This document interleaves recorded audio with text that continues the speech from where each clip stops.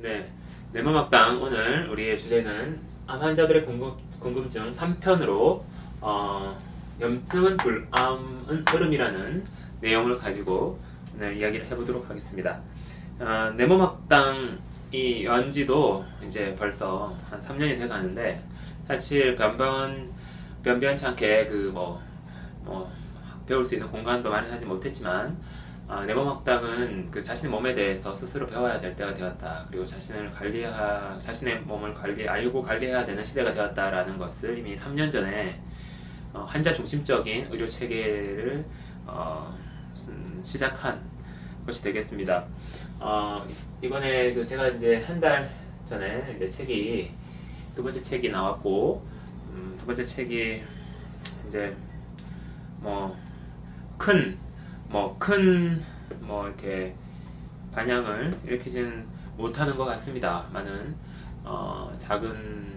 작게 반향이 일어나는데, 많은 분들이 바쁘시다 보니까 이 책에 대해서 깊이 생각하고 들어갈 시간적 여유가 많이 부족한 것 같아요. 그래서 제가 하나 안내를 해드리면은 이 책은 1장, 2장, 3장, 3장으로 되어 있는데 2장의 마지막 11과니까 이제 요 염증은 정신에 영향을 미쳐라는 요 단원이 되겠습니다. 그리고 3장의 마지막 갈팡질팡하는 환자들이라는 내용을 이 책이 막히실 때 먼저 한번 읽어보십시오.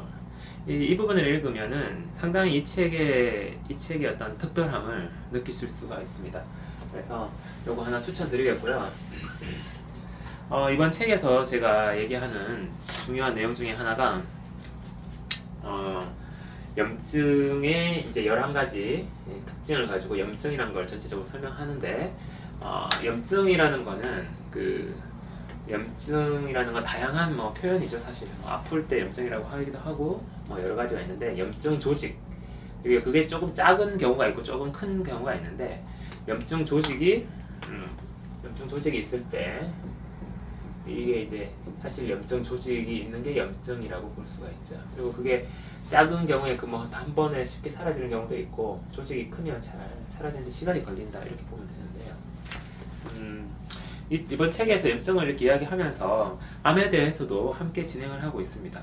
진짜 제가 바라보는 것은 염증을 공통적인 어떤 특징에서 다양한 염증들을 포괄적으로 바라보는 거죠. 왜 이렇게 하는 것이 필요하냐면은 자가 면역 질환, 우리가 많이 하는 양의학에서 얘기하는 자가 면역 질환은 원인이 면역 과잉이다 이렇게 되어 있지만, 이런 부분에 대한 설명이 이제 이런 염증의 본질로 들어가서 이렇게 생각하지 않으면은 안 되고, 이 많은 다양한 병들, 누구시병, 배체시병, 이런 병들이 하나의 원리에 의해서 다양한 병들이 컨트롤될 수 있다더라. 이제 이게 중요한 문제가 되겠습니다. 이렇게 염증을 제가 이야기할 때, 이 염증에 있어서 3번을 제외한 나머지는 모두 암과 공통적이라고 해서, 염증 본연의 특징이나 어떤 폭발적인 상황, 이거 외에 나머지는 다 암과 관련이 된다는 것이죠. 그래서 이제 암, 오늘 얘기할 것이 염증은 불, 암은 얼음이다, 이런 어떤 차이, 서로 매우 상반되죠. 근데 이것이 어떻게 비슷하게 염증의 어떤 공통된 특징으로 연결될 수 있냐 하면, 그것은 어떤 과립구의 특성과 조직으로서의 특성, 바로 이것이 있기 때문에 그렇습니다. 암 조직도 조직이고요, 염증 조직도 조직이거든요. 과립구라는 거, 이것이 굉장히 중요합니다. 과립구, 그죠? 과립구. 염증은 불, 그죠? 불이고, 암은 얼음인데, 이것이 과립구로 연결이 된다. 이게 신기하고도 오묘한 얘기죠. 제가 이제 책에서 이야기하는 것은 주로 이제 과립구를 줄이는 거에 대해서, 이제 우리가 지금 이제 오늘 우리가 이제 들어가고 있는 것은 암 환자들의 궁금증을 이제 풀어보는 시간의 3번째 시간인데요. 암에 대한 것들에 좀 포커스를 맞춰가지고 한번 좀 책을 좀 보면 어떻겠냐, 이런 약간 그런 부분들 설명을 드릴까 합니다. 이 책의 이제 59페이지에 보면은 염증은 불, 암은 얼음이다라는 얘기가 나오는데요. 이 책의 2-1 2장 1절 2장 1절에 보면 2-1절이 이제 여기 내용인데 여기 내용이 조금 어렵고 많은 내용으로 담겨져 있는데요. 과립구에 대해서 아주 신경을 많이 쓴 책입니다. 여기서 이제 몇 군데 한 세 군데 정도 흩어져서 암에 대해서 간략하게 조금 설명이 나오는 부분이 있어요. 그래서 요걸 오늘 한번 우리가 이제 이 책이 또 나오고 이제 또 암에 대한 어떤 의미를 다시 한번 재조명할 필요가 있어서 이제 이렇게 한번 해보려고 합니다.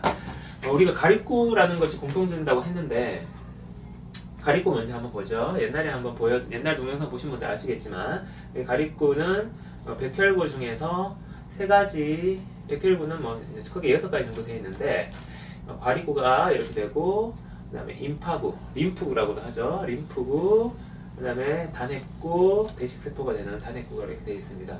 비중이 이게 더 크고 이 중에서 이게 또 굉장히 크죠. 뉴트로필 호중구라고 하죠. 너무 어렵습니다, 그죠? 여기 보이실는지 모르겠지만 자세히 보시면 여기 보면은 과립들이 좀 보이는 겁니다. 여기 보면은 과립들이 왜 이렇게 있냐 하면 여기가 이제 기체로 차 있는 부분이죠. 그러니까 세포 안에서 기체 방울들이 많이 있는 건데 이것이 바로 무엇이냐 하면은 활성산소입니다. 물론 바소필은 좀 다르지만 활성산소죠. 활성산소는 산소랑 좀 다른 성질을 갖고 있는 거죠. 그러니까 기체 성질은 다른데 좀 산소에서 뭔가 변환된 활성산소라고 불리는 것입니다.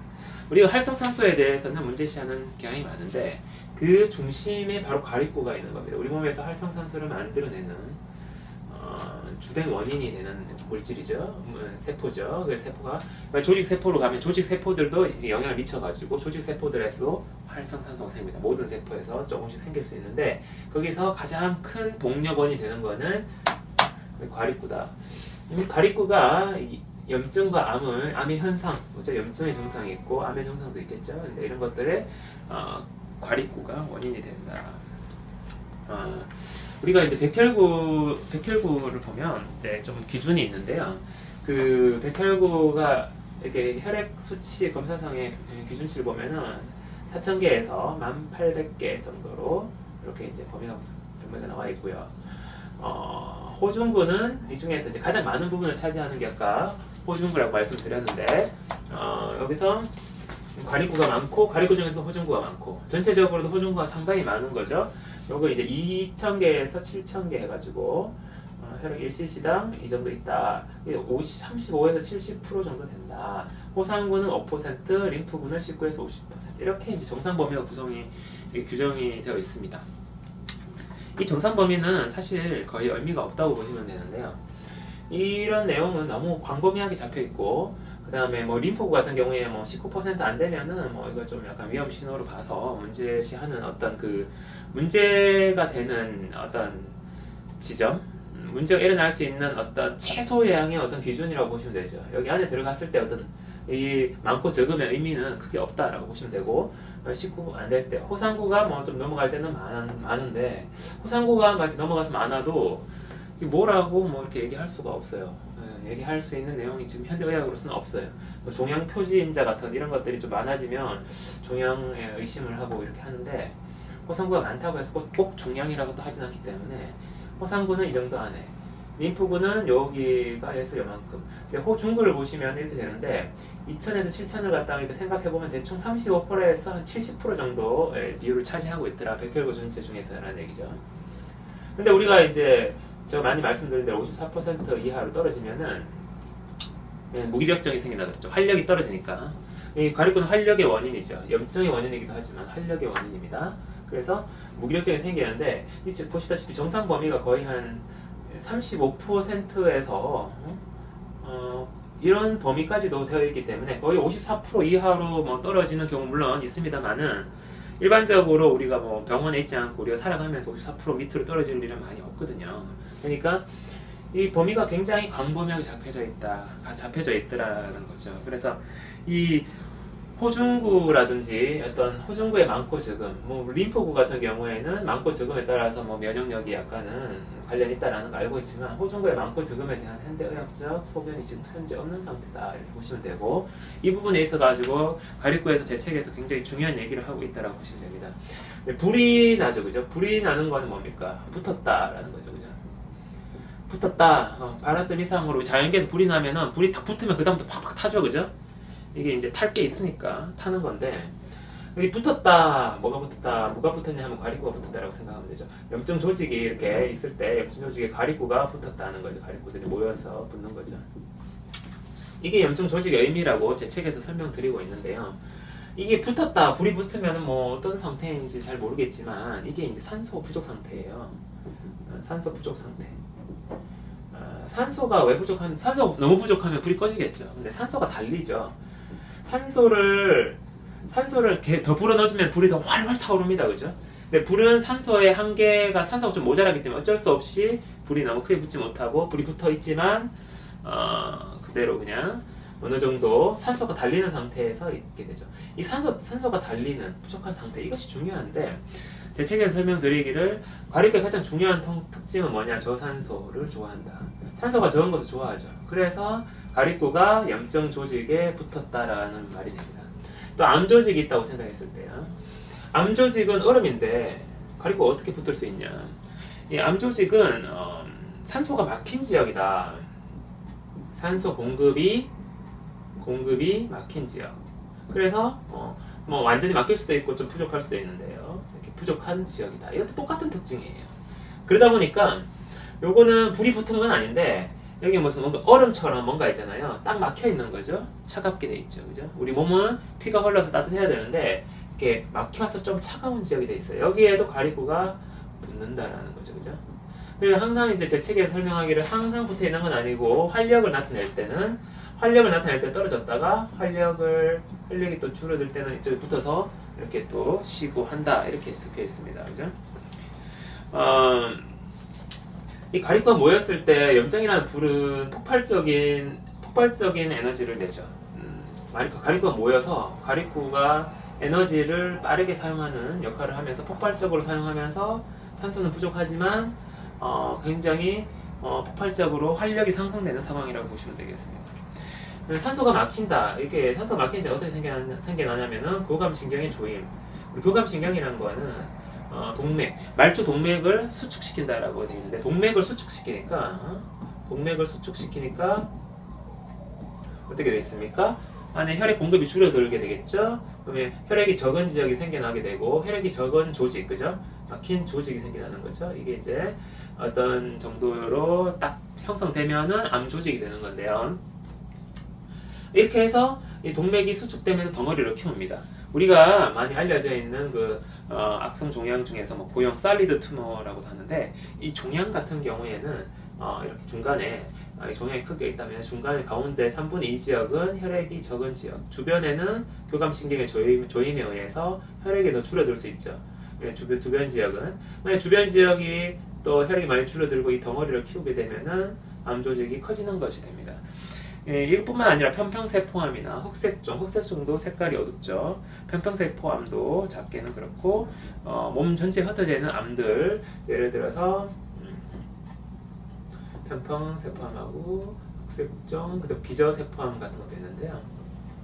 이런 여러 가지 암들이 몸 여러 군데 흩어져 있는 암들, 그리고 뭐 골수 안에도 지금 보면은 굉장히 부족하죠.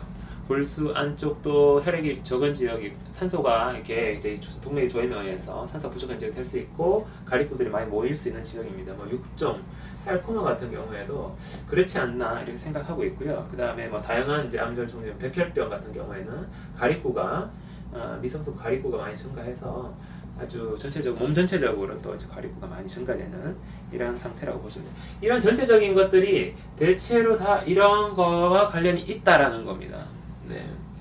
우리 몸은 크게 이 비율을 들어서 이렇게 설명하는 이유는 크게 우리 몸은 두 가지가 있다는 걸 알 수가 있죠. 우리 몸의 만성질환이죠. 만성질환은 활활 타는 염증이나 아니면은 뭔가 어떤 몸의 일부에 얼어붙은 조직이 생겨가지고 암이 되는 이 두 가지로 크게 대별될 수 있더라. 그 외의 질환은 대체로 적더라라는 겁니다. 그래서 바로 이것은 저산소를 특징을 하는 암을 공통적인 분모를 하고 있다고 제 책에서 이야기하고 있는데요. 이런 사실들이 굉장히 중요하게 되겠습니다. 가립구가 증가되면 우리 몸에서는 이제 몇 가지 특징이 나타나는데 한 4가지 정도로 생각해 볼 수 있습니다. 첫 번째로는 활력이 증가됩니다. 활력이 증가되죠. 활력은 암 염증에서 더 많이 증가되는데 암에서는 뭐 조금 암은 그렇게 이제 활발하진 않지만 그래도 어떤 목적한 어떤 것을 이루기 위해서 굉장한 그 지속적인 에너지를 꾸준히 쓰는 어떤 굉장히 집요한 어떤 그런 것을 볼 수 있습니다. 두 번째로 스트레스가 증가됩니다. 정신적인 스트레스, 그죠? 좀 더 암은 좀 차분하고 염증은 좀 더 강렬한 스트레스가 나타나게 되죠. 3번, 가립구가 증가되면 이 병조직이 생기면은 가립구가 증가되어서 계속 돌아다니면서 자꾸 낫처럼, 가립구는 낮의 세포거든요. 낮. 그래서 밤에 잠을 잘 못 자는, 밤잠이 잘 오지 않는 현상이 생깁니다. 그리고 이렇게 가립구가 증가된 거는 많은 에너지를 필요로 합니다. 여기에 조금 더 이렇게 조금 차분하고, 요건 좀 이거는 암은 좀 차분하고요. 그리고 염증은 좀 더 활발한데, 그래서 뭐 음식의 공급이 필요해. 영양소가 이걸 뒷받침할 수 있는 영양소가 필요한데 과식이나 빈식이 생길 수 있습니다. 과식이라는 거 많이 먹어서 많이 활발하게 움직이게 되는 거고, 암 같은 경우에는 뭐 많이 먹는 경우도 있을 수 있지만 뭐 빈식 자주 먹게 되는 스타일로 하면서 자꾸 영양소를 자주 공급하는 거. 자주 먹어도 그렇고 많이 먹어도 영양소가 많이 돼서 이 암 조직을, 염증 조직을 키우는데 사용될 수 있다는 것이, 이런 상황이 나타난다 이렇게 생각하시면 되겠습니다. 그래서 염증에는 자주 생기고 이런 사람들 분노 이런 거 잘 일어나고요. 그냥 막 미칠 듯한 스트레스, 그죠? 이런 상황이 생기는 것이고, 암은 조용합니다. 얼음입니다. 그래서 심오한 고민, 차분하고요. 침묵의 병입니다. 그래서 차분하죠. 조용하죠. 사실 잘 모릅니다. 그리고 암을 가지고 있는 사람은 숨습니다. 보통은 아주 정말 좋은 뜻으로 좋은 일을 시작을 했는데 세상의 상황에 의해서 이루어질 수 없을 때, 일제시대 때 우리 독립유공자분들이 많은 분들이 암으로 돌아가셨는데, 그런 분들처럼 이 불가항력적인 상황과 관계 있죠. 불가항력. 그래서 조용히 마음속으로는 침묵을 하면서 꾸준히 추구하죠. 꾸준히 집요하게 그것을 천천히 해나가면서 많은 에너지를 쏟습니다. 근데 이거는 결국 암적인 성향하고 관계가 있다는 거죠. 그래서 좀 차분한데 침묵의 병입니다. 그래서 이 사람들이 암을 가지신 분들은 자꾸 물어보면요 대답을 안 하려고 그래요. 그리고 자꾸 물어보고 그 사람을 자꾸 건드리면서 있잖아요, 그죠? 자꾸 꺼내려고 하는 사람을 피하게 되죠. 세상을 피하게 되는. 암 환자 같은 경우에는 의사에게 도망가지 못하도록 잘 의사 앞에 놔둬야 됩니다. 침묵의 병이기 때문에, 그래서 우리에게 필요한 건 뭐냐면은 주변에서 일단 가만 놔둬서는 안 돼요. 말을 하게 해야 돼. 말을. 뭘 그렇게 하고 싶었냐 이렇게 말을 해야 되고, 이것은 바로 감춰진 욕망.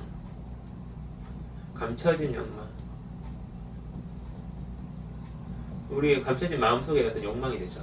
이게 떠벌려지는 욕망이고요. 떠벌려진 욕망.